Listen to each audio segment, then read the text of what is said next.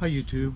I'd like to tell you a true story about when I stopped a purse snatcher in the city of Wilmington. This was about 30 years ago, so I was much thinner, much more spry than I am right now. So, um, but yeah, I was working in Wilmington at a place called Color Repro, at a color reproduction shop. I think it's now called Metro Color.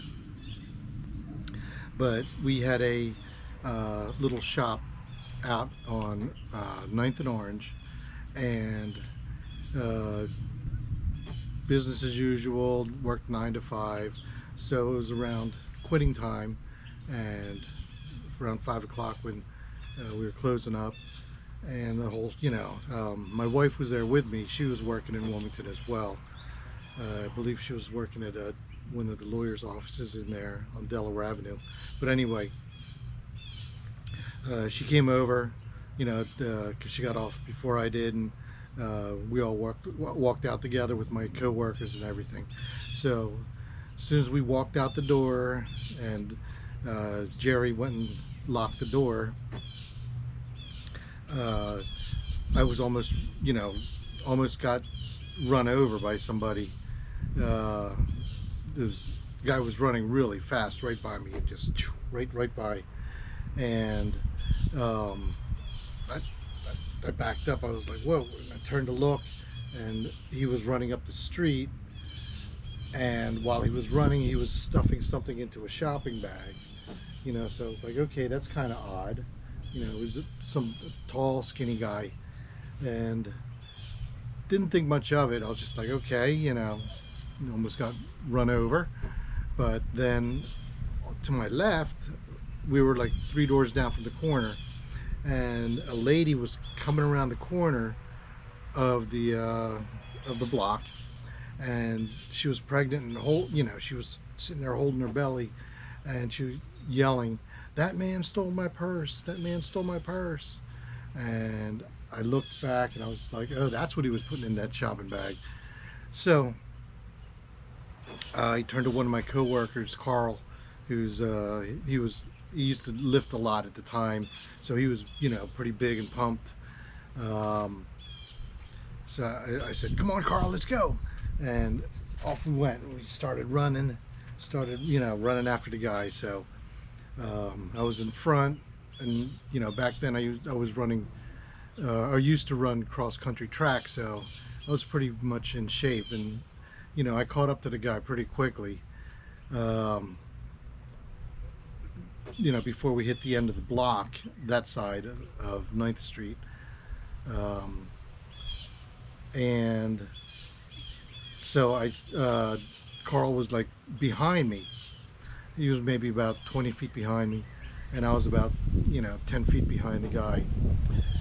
And he turned a corner, I turned a corner, and then when Carl went to turn the corner, Carl was carrying a bunch of documents under his arm and his briefcase, and I also, I was carrying my briefcase as well, but nothing else.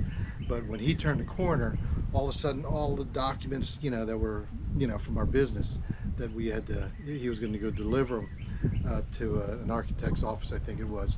But yeah, they all went sliding out from under his arm and into the street. And when I turned around, I was still running, and turned around, I could see cars coming up and almost running over the stuff. But yeah, Carl ran out and got him out, so I knew. I was like, uh-oh, I guess I'm on my own.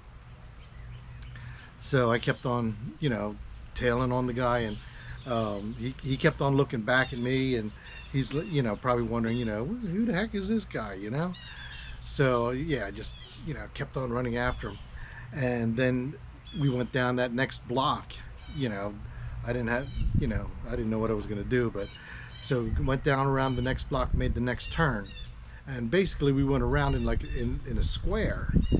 So made the next turn, and then that was Delaware Avenue, and Delaware Avenue was had a lot more people on it, more pedestrian traffic, so the sidewalk was pretty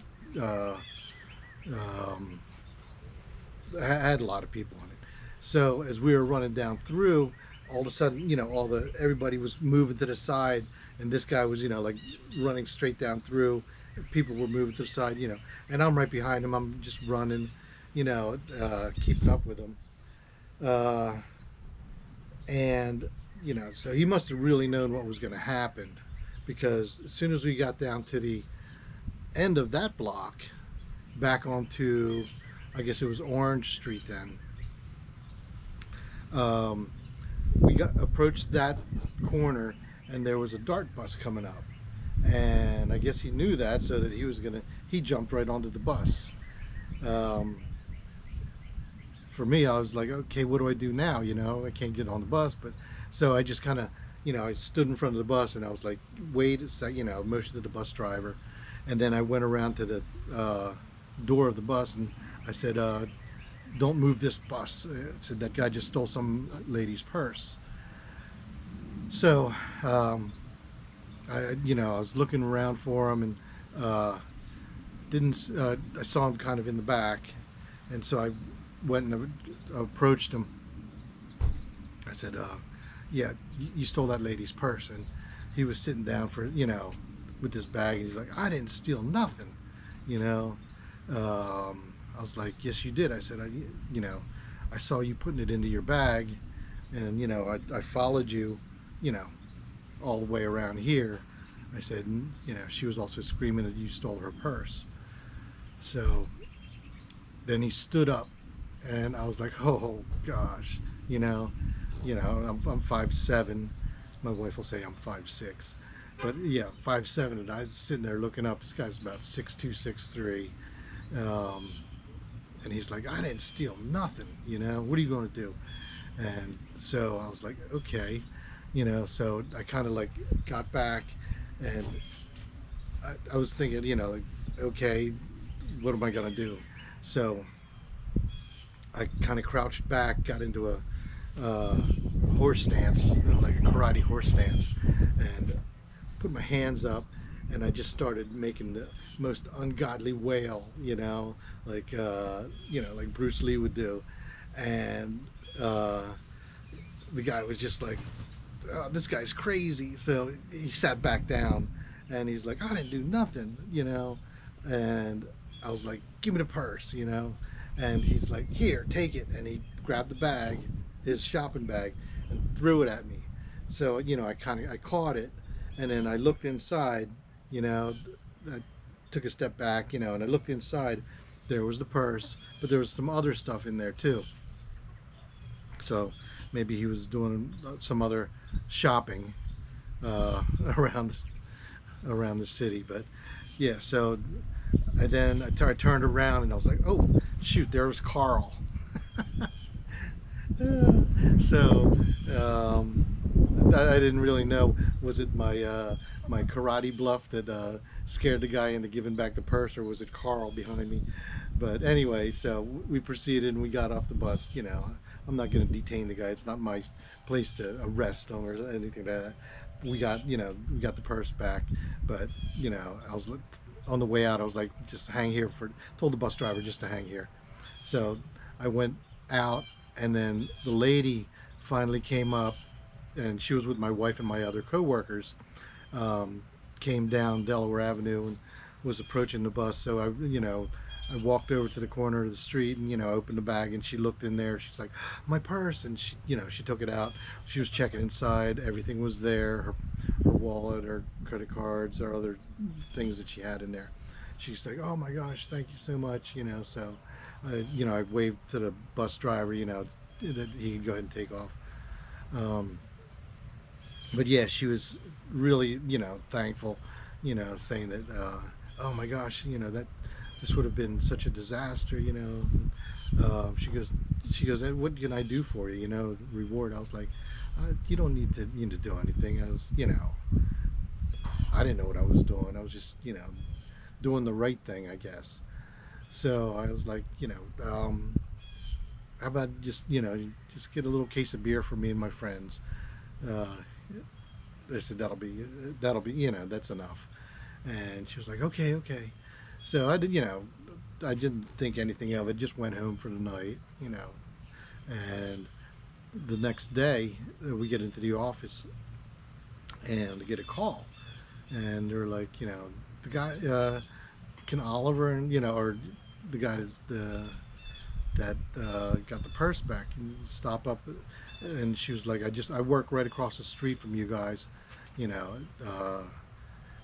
Then they're on the fourth floor. We were on the second floor, so she's like, I see you guys all the time. I was like, all right, So I was like, Carl, why don't you come with me? So we go across the street, get into their elevator, and go up to the fourth floor. And then as soon as the doors open up, there was a semicircle of people all standing there, and they're all sitting there clapping, and just going woo, and stuff like that. And she was right there in the center, and she had a case of beer down down at her feet, a case of Heineken. I was, and she's like, thank you so much. I was like, you didn't have to do that, And she's like, yeah, you guys take it, So I was like, okay. So I pick up the case of beer, I was like, thank you, everybody, and I can't remember the lady's name. I should have got it, but anyway, so Carl and I walked back over to Color Repro, and we're sitting there just talking with the rest of our coworkers. We're like, we got a case of beer, we can have a little party tonight, and so yeah. But then, all of a sudden, it was about maybe 20 minutes later, we hear some people enter the business. We have a little doorbell chime thing, so we hear the doorbell open or chime, and then a couple people coming up the steps, and they come into our main lobby area, and it's two Wilmington police officers, and they're like, yeah, we understand it, you guys, when you guys stopped the purse snatcher yesterday, and they were sitting there looking at Carl because he's big. I guess they figure he was the one. Carl was sitting there or standing there next to me, and he goes, no, it wasn't me, it was Ollie here, and I was like, I just turned to him, and they looked at me, and then they looked at Carl, they looked at each other, and they turned back to me, and they said, you want a job? I was like, no, nah, that was a good enough thing to do, that's enough for me. So but yeah, anyway, they asked me if I could ID the guy. I was like, I don't know, I'm not trained in doing that, so I could try. So we went down and tried to go through some photos, and everything was, it just, I wasn't trained to look for special features or remember anything like that, so not my forte. I was just like, after a while, I was just like, I give up, I can't. So, but anyway, yeah, that's my true story. You can ask my wife about it. So yeah, so put in the comments if you got any comments, questions. But please, if you like the video, click on the like, and I'd appreciate it if you could subscribe also. I could use that. But anyway, I guess that's it. So thanks for watching.